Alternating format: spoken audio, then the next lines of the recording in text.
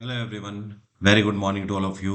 आज के वीडियो में 11 फरवरी 2023 के करंट अफेयर डिस्कस करेंगे।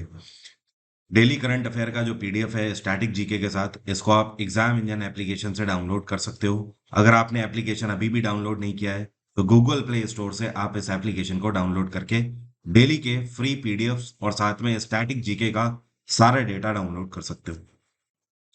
सबसे पहले बात करते हैं कल के क्वेश्चन की। कल मैंने आपसे एक क्वेश्चन पूछा था कि इनमें से ये कौन सा युद्ध है जो कि दारा शिकोह और औरंगजेब के बीच में लड़ा गया था। तो ये है बैटल ऑफ धर्मत। ध्यान रखिएगा, इसी को बैटल ऑफ देवराय के नाम से भी जाना जाता है। ये कौन से ईयर में हुआ था? तो ये 1659 में हुआ था। 1658 में औरंगजेब ने शाहजहां को बंदी बनाया था आगरा के किले में, और उसी के बाद औरंगजेब ने दारा शिकोह के खिलाफ भी ये युद्ध लड़ा था जिसको बैटल ऑफ धर्मत के नाम से जाना जाता है। और इसी के बाद औरंगजेब ने दारा शिकोह को मार के दिल्ली के लाल किले में, रेड फोर्ट में, अपना कोरोनेशन सेरेमनी कराया था। यहां से एक और क्वेश्चन ये बनता है कि एक कौन सा मुगल बादशाह है जिसने 2 बार अपना राज्याभिषेक कराया था? तो आंसर होगा औरंगजेब। अब चलिए शुरू करते हैं आज के करंट अफेयर। आज का पहला क्वेश्चन है, विश्व भारती यूनिवर्सिटी जो है ये दुनिया की पहली लिविंग हेरिटेज यूनिवर्सिटी बनने जा रही है। इसकी स्थापना कौन सा ईयर में करी गई थी? तो विश्व भारती यूनिवर्सिटी की स्थापना 1921 में करी गई थी, 1921 में, और रवीन्द्रनाथ टैगोर के द्वारा इसकी स्थापना करी गई थी। देखिए, ऐसा क्या है कि पहली लिविंग हेरिटेज यूनिवर्सिटी बनने जा रही है, मतलब आज तक दुनिया में जितनी भी हेरिटेज यूनिवर्सिटीज हैं वहां पर पढ़ाई नहीं होती है, मतलब अब वो लिवली नहीं है। लेकिन ये एक ऐसी यूनिवर्सिटी है जहां पर पढ़ाई हो रही है, और ये एक अपने आप में एजुकेशन का परिसर है। तो ऐसा होते हुए भी ये लिविंग हेरिटेज यूनिवर्सिटी बन रही है, तो दुनिया में ऐसा ये पहला एग्जाम्पल होगा विश्व भारती यूनिवर्सिटी के तौर पर। और पूरी उम्मीद है, क्योंकि यूनेस्को से इसको अप्रूवल मिल गया है, तो इसी साल अप्रैल या मई के महीने में यूनेस्को के द्वारा इसको लिस्ट कर दिया जाएगा। और अगर यूनेस्को की बात करें तो स्थापना 1945 में करी गई थी। यूनेस्को का हेड क्वार्टर है पेरिस, और इसके इस टाइम पे हेड है एंड्रू अजूले। क्या नाम है? एंड्रू अजूले। इस टाइम पर यूनेस्को के कितने मेंबर कंट्रीज हैं? टोटल 193 मेंबर कंट्रीज हैं। 193, 193 मेंबर कंट्रीज। अगला क्वेश्चन है, यह कौन सा मंत्रालय है जिसने अभी हाल ही में डिजिटल ग्रीन नाम की एक प्राइवेट कंपनी के साथ पब्लिक प्राइवेट पार्टनरशिप के अंतर्गत एक फैसला लिया है कि ये national level digital extension platform की स्थापना करेंगे? तो ये जो मंत्रालय है, एग्रीकल्चर मंत्रालय है, ministry of agriculture and farmers welfare. देखिए, अब भारत सरकार क्या चाहती है? भारत सरकार ये चाहती है कि नेशनल लेवल पे एक एक्सटेंशन प्लेटफॉर्म बनाया जाए जिसमें भारत के किसानों को हर तरीके की मदद मिले, जैसे कि उनके लिए वन स्टॉप सॉल्यूशन सेंटर बनाया जाए जिसमें कि उनको बताया जाए कि वो कम से कम पैसे में बेहतर खेती कैसे कर सकते हैं। साथ में आजकल के किसानों को ऑर्गेनिक फार्मिंग के बारे में अवेयरनेस जरूर होनी चाहिए, क्योंकि लगातार जो केमिकल्स हैं वो यूज किए जा रहे हैं खेती में। तो जो ये केमिकल बेस्ड फार्मिंग करी जा रही है, इसका सीधा फर्क कहीं ना कहीं हेल्थ पर पड़ता है। और इतना ही नहीं, इसका इंटरनेशनल मार्केट पर भी एक इमेज पर हमें बहुत बड़ा घाटा होता है। जैसे कि अभी आपने देखा, 6 महीने पहले ही भारत की तरफ से जो गेहूं और चावल की खेप है और चाय की खेप है, उसको कुछ कंट्रीज ने वापस कर दिया। क्यों? क्योंकि उनका कहना था कि इसमें केमिकल की मात्रा ज्यादा है। तो ऑर्गेनिक फार्मिंग कैसे होगी? इन सारी चीजों के लिए बेहतरी होगी इस प्लेटफॉर्म के अंतर्गत। इतना ही नहीं, केवल एग्रीकल्चर नहीं, एनिमल हस्बेंड्री को भी इसके तहत जोड़ा जाएगा। हॉर्टिकल्चर मतलब बागवानी को भी इसके तहत जोड़ा जाएगा। अगला क्वेश्चन है, food and agriculture organization corporate statistics database, जिसको एफएओ स्टैट बोला जाता है, इनके द्वारा एक अभी हाल ही में प्रोडक्शन डेटा जारी किया गया है। इस प्रोडक्शन डेटा के आधार पर यह बताया गया है कि भारत दुनिया का सबसे बड़ा दूध का उत्पादक है। तो इस डेटा के हिसाब से 2021 से 22 के सत्र में दुनिया में ग्लोबल मिल्क प्रोडक्शन की अगर बात करें तो भारत ने अकेला कितना कंट्रीब्यूशन किया है? तो अगर 2021 से 22 के सत्र की बात करें तो पूरे दुनिया में जितने भी दूध का उत्पादन किया गया है उसमें भारत ने अकेले 24% का उत्पादन किया है। और भारत दुनिया में नंबर 1 तो है ही है दूध के उत्पादन में। अगर राज्य की बात करें तो हरियाणा नंबर 1 पे है। और हरियाणा का कौन सा डिस्ट्रिक्ट? ये है करनाल डिस्ट्रिक्ट, करनाल। अब एक और इंटरेस्टिंग फैक्ट है, 2014 से 15 के सत्र में अगर बात करी जाए, तो तब से लेकर अभी तक 2022 के सत्र तक, पिछले 8 सालों में भारत ने 51% की बढ़ोतरी करी है दूध के उत्पादन में। मतलब जितना पहले दूध उत्पादन किया जाता था, उससे अभी तक पिछले 8 महीनों में करीब-करीब आप ये मान लो 50% से ज़्यादा की ग्रोथ देखने को मिली हुई है। अगला क्वेश्चन है, ये कौन सी राज्य सरकार है जिसने अभी हाल ही में अपनी नगर पालिका सीमा के भीतर 108 नामा क्लिनिक स्थान लॉन्च किए हुए हैं। तो ये जो नामा क्लिनिक है, इसका मेन उद्देश्य है कि फ्री ऑफ कॉस्ट यहाँ पर हेल्थ फैसिलिटी दी जाएगी सरकार की तरफ से। और ये है कर्नाटक में बसवराज बोम्मई की सरकार। इन्होंने कर्नाटक के बैंगलोर के अंदर 108 नामा क्लिनिक खोले हुए हैं। जैसे कि कुछ टाइम पहले दिल्ली के अंदर मोहल्ला क्लिनिक की फैसिलिटी दी गई थी, उसी तरीके से ये नामा क्लिनिक है। यहाँ पर सारी मेडिसिन फ्री ऑफ कॉस्ट मिलेगी।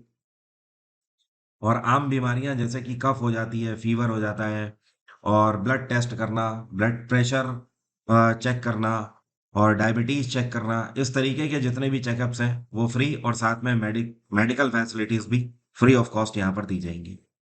कर्नाटक में जो गवर्नर है, ये है थावर चंद गहलोत।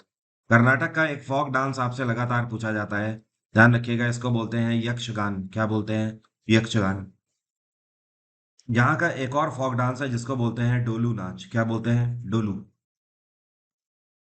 अगला क्वेश्चन है, दुनिया का पहला super magnet for testing nuclear fusion plant tokamak energy के द्वारा डेवलप किया गया है। ये जो टोकामैक एनर्जी कंपनी है, ये कौन से देश की संस्था है?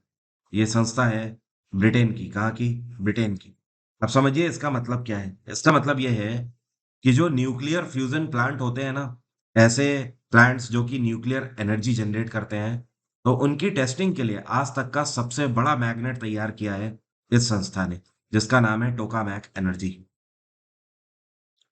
और जो टोकामैक एनर्जी है, ये एक टारगेट लेकर चल रहे हैं कि 2030 तक सबसे बड़ी और पहली ऐसी प्राइवेट कंपनी बन जाएंगे जो कि फ्यूजन एनर्जी के ऊपर सबसे बड़े लेवल पर कार्य कर रहे होंगे। और ब्रिटेन में इस टाइम पे सरकार किसकी है, क्या आप मुझे कमेंट बॉक्स में लिखकर बता सकते हैं? अभी कुछ टाइम पहले न्यूज़ में भी काफ़ी थे। फ्रांस में इमैनुअल मैक्रोन है राष्ट्रपति, रशिया में व्लादिमीर पुतिन है राष्ट्रपति, और अमेरिका में जे बिडेन की सरकार है। टोकामैक एनर्जी जो है, इसकी स्थापना 2009 में करी गई थी। और इसके इस टाइम पे चेयरपर्सन है क्रिस कैल्साल। यहाँ पर मैं लिख देता हूँ, क्रिस कैल्साल। और इसका हेडक्वार्टर है ऑक्सफोर्ड। अगला क्वेश्चन है, ये कौन सा पेमेंट बैंक है जिसके द्वारा अभी हाल ही में एक करंट अकाउंट लॉन्च किया गया है, जिसका नाम है बिस खाता। और ये जो बिस खाता नाम का करंट अकाउंट है, ये कुछ नई फैसिलिटीज अकाउंट होल्डर्स को देंगे, जैसे कि अनलिमिटेड ट्रांजैक्शंस वगैरह ये ऑफर करेंगे। तो ये है एयरटेल पेमेंट बैंक। अभी तक शायद आपको पता ना हो, अगर आप करंट अकाउंट खोलते हो, करंट अकाउंट व्यापार करने के लिए ही खोला जाता है। तो अगर आप किसी भी बैंक में करंट अकाउंट खोलते हो, तो वहां पर आपको ये फैसिलिटी नहीं मिलती है। जैसे कि मान लो आपने कोई नया बेनिफिशियरी ऐड किया है अकाउंट में, जिसको आप पैसा भेजना चाहते हो, तो पहली चीज तो ये कि आप उसे 30 मिनट के बाद ही पैसा भेज पाओगे। कुछ ऐसे बैंक हैं, और कुछ ऐसे हैं जिसमें आप तुरंत भेज सकते हो। लेकिन हाँ, हर बैंक में एक लिमिट लगी हुई है कि आपने जैसे बेनिफिशियरी ऐड किया, तो अगले 24 घंटे के अंदर आप सिर्फ 1 लाख रुपए तक का ही ट्रांजैक्शन कर सकते हो उसके साथ। लेकिन एयरटेल पेमेंट बैंक भारत का पहला ऐसा बैंक बन गया है अब, कि जिसका आप बिस खाता अगर खोलते हैं, तो इस केस में आपको पहले सेकंड से ही, जैसे ही आपने बेनिफिशियरी ऐड किया है, आप अनलिमिटेड अमाउंट का ट्रांजैक्शन कर सकते हो। और एयरटेल पेमेंट बैंक जो है, इसकी स्थापना 2010 में करी गई थी। इसका हेडक्वार्टर है नई दिल्ली। और इसके सीईओ कौन है? ये है अनुव्रत विश्वास। यहाँ पर मैं लिखता हूँ, अनुव्रत विश्वास। एयरटेल कंपनी की स्थापना 1995 में करी गई थी। इसका हेडक्वार्टर भी नई दिल्ली है। एयरटेल के सीईओ हैं गोपाल विट्ठल। कौन है? गोपाल विट्ठल। नेक्स्ट क्वेश्चन है, ये भारतीय मूल की कौन है जिनको अभी हाल ही में हार्वर्ड लॉ रिव्यू के प्रेसिडेंट के रूप में इलेक्ट किया गया है? तो जो आपको पिक्चर में दिख रही हैं इनका नाम है अप्सरा ए अय्यर। ये भारतीय मूल की 29 साल की, एक तरीके से आप बोल सकते हो लॉयर भी हैं, और वहां पर इनके जो प्रेमाइसेस है लॉ स्कूल में उसकी एक होनहार छात्रा भी रही हैं। अप्सरा ए अय्यर को अब यहाँ पर प्रेसिडेंट के रूप में चुना गया है।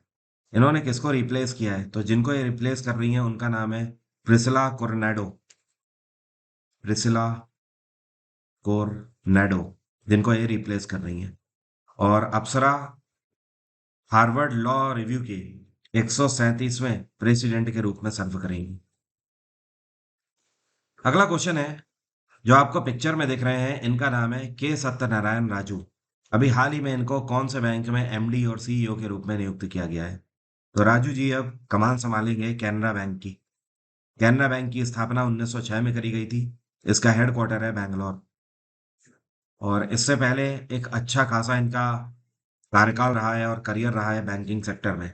इससे पहले आपको बता दूं, ये विजया बैंक में भी रह चुके हैं। जनरल मैनेजर के तौर पर ये बैंक ऑफ बड़ौदा में भी कार्य कर चुके हैं, और कैनरा बैंक में एग्जीक्यूटिव डायरेक्टर भी रह चुके हैं। क्लियर हो रही है? और ये किसको सक्सीड कर रहे हैं? तो ये जगह ले रहे हैं एलवी प्रभाकर की। एलवी प्रभाकर। एलवी प्रभाकर अभी तक कैनरा बैंक के सीईओ थे, तो अब ये रिटायर हो गए हैं। इनकी जगह पर के सत्यनारायण राजू अब आ गए हैं। और स्टेट बैंक जो है इसकी स्थापना 1955 में करी गई थी, हेडक्वार्टर है मुंबई।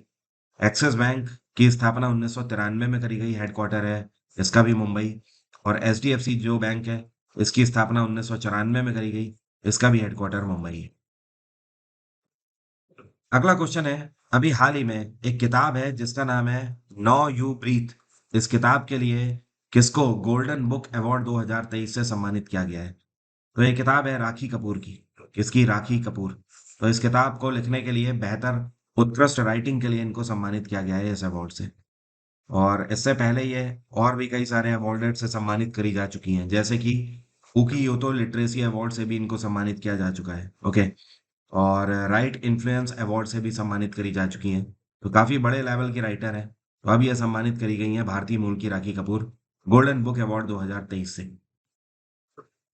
जैसे आईपीएल है ना, अभी तक चलता था केवल पुरुषों का ही वर्ग आईपीएल खेलता था। अब 2023 से महिलाओं का वर्ग भी आईपीएल खेलेगा। तो अब इसका नाम क्या है? जैसे आईपीएल है इंडियन प्रीमियर लीग, ये कहलाएगा विमेन्स प्रीमियर लीग। तो इस साल 2023 से इसका आयोजन हो रहा है। 4 मार्च से ये प्रतियोगिता शुरू होगी और 26 मार्च तक चलेगी। इसका जो इनॉग्रल सीजन है, इस बार जो पहला इसका सीजन है, ये कहाँ पर खेला जाएगा? ये मुंबई में खेला जाएगा। और बहुत इंपॉर्टेंट चीज जो आपको ध्यान रखना है, बीसीसीआई ने अनाउंस कर दिया है कि इस बार बीसीसीआई इस पूरी प्रीमियर लीग के लिए मीडिया राइट्स 951 करोड़ के दे रहे हैं। मतलब टोटल ये जितने भी चैनल्स को मीडिया राइट बांटेंगे, करीब 950 करोड़ के राइट बांट रहे हैं। और इसमें जो टीमें हैं उन टीमों के लिए जितना भी अमाउंट रखा गया है वो टोटल करीब करीब 4669 करोड़ का अमाउंट रखा गया है। अगला क्वेश्चन है, हु हैज वॉन? अभी हाल ही में केनिया लेडीज ओपन टाइटल 2023 का गोल्फ टूर्नामेंट किसने अपने नाम कर लिया है? इस बार इसका आयोजन केनिया के विपिंगो रिग में किया गया। तो इसको इस बार जीता है अदिति अशोक ने। भारतीय मूल की खिलाड़ी अदिति अशोक ने इसको जीत लिया है। और ये एक तरीके से ladies European golf tour tournament है। और उसी तरीके से पिछले बार लास्ट टाइम इन्होंने जो टूर्नामेंट जीता था 2017 में जीता था।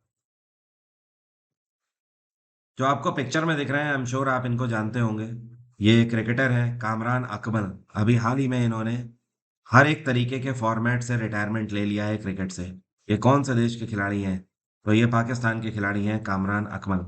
इन्होंने पहली बार जो अपना डेब्यू किया था साल 2002 में किया था। और चाहे वनडे की बात करें चाहे टेस्ट की बात करें, दोनों ही डेब्यू इन्होंने 2002 में किए थे और जिम्बाब्वे टीम के खिलाफ किए थे। टोटल अगर बात करें तो 157 वनडे इंटरनेशनल इन्होंने खेले हुए हैं।